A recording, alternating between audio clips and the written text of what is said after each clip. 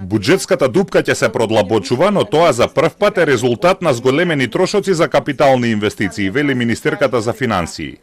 Има и намалување на приходите од акцизи поради мерките за ограничување на цените на горивата.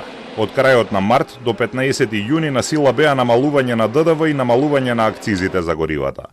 Ребалансот на буџетот ќе се разгледува на утрешната владина седница.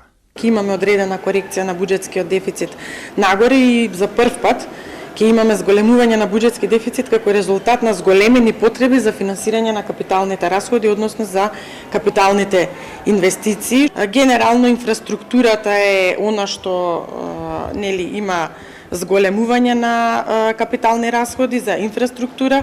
Имаме зголемени капитални расходи во делот на Министерството за животна средина, имаме околу одредени ИПА проекти, имаме зголемување за АА програмата. Кога се носеше буџетот за годинава во декември минатата година, од владата најавија дека во 2026 година ќе продолжи намалувањето на буџетскиот дефицит и стабилизирањето на јавниот долг.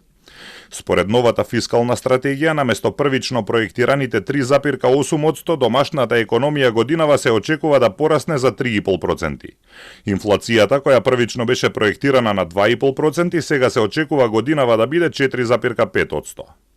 Според податоците на Министерството за финансии од крајот на април, за 1/3 од годината биле потрошени 2/3 од планираниот буџетски дефицит за годинава. Дефицитот сега е проектиран на 39,2 милиарди денари, односно 638 милиони евра или 3,5% од бруто домашниот производ. До крајот на април биле потрошени 415 милиони евра од овие пари кои се покриваат со задолжувања. Алатката фискален бројач на Министерството за финансии покажува дека до 19 јуни се собрани 43,4% од планираните приходи за годинава, но се потрошени 48,5% од планираните расходи. За скоро половина година се реализирани над 44% од планираните капитални инвестиции.